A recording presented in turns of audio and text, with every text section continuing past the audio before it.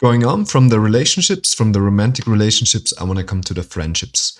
I mentioned as a big advantage that there's a lot of possibilities to find new friends, that the environment of traveling really facilitates this.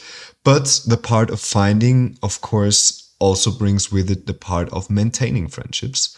And this is where a digital nomad lifestyle brings some challenges. So again, I'm talking about challenges because all of those challenges I'm going to address later in the course with some solutions. Exactly.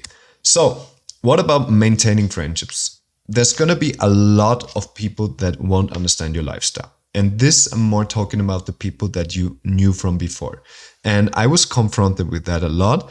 And like, yeah, what the fuck is he doing? You know, just like one side, like understanding, you know, like how can he do it? Is he just like always on vacation? You know, that was one of my favorite sentences. And sometimes I even didn't respond because people would not understand it anyways, you know, doing something online. Oh my God, can he even make money? And this also leads, unfortunately, to some sort of envy because people are just like restricted, like mentally or also by a certain circumstance. And also former friends, and they will start to dislike you, you know? And once this disagreement about life is coming in, I think a lot of paths split, you know? And let's say, looking back on my friendships that maybe split or maybe where that the paths were like going apart, it was just that the life were differentiating too much. And so the misunderstanding was just like higher as for people that understood what I was doing.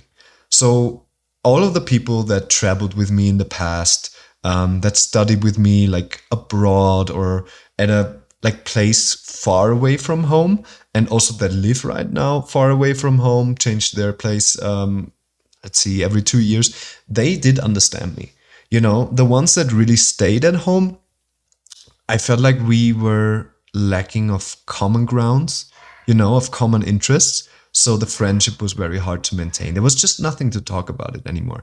And really important here to say, I don't want to say that being a digital nomad is better than having a settled lifestyle wherever you are. No, it's not. It's just like two lifestyles that exist parallelly, but you don't have to force yourself to make to connect them, you know, like let each other world be how they is, but don't be mad about if some friendships maybe do not work out anymore with your former friendships. This is just how life happens, and life is dynamic. Exactly. A lot of people will also need a lot of contact, and you don't have this physical contact anymore, so you have to try to maintain it in another way. And I'm going to talk about this more in chapter 9, actually, what's really feasible things to do to maintain old friendships and relations to like family and friends. Exactly. And also, you will always invest new time to having new friendships because this is where you are at the moment. You know, this is what you're living. So you might find it a little bit hard to keep up with old ones. Also, more in chapter 9 about this. And yeah, you will see those current place friendships also need a lot of time, you know, and dedication, because otherwise they're going to be very superficial.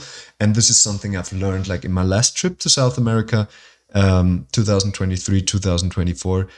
Just if you meet somebody at night in a bar and you don't meet again, this is superficial. And you need to make the effort to travel together. You need to make the effort to find somebody that has the same travel speed, the same travel interest, because you know happiness is nice when it's shared.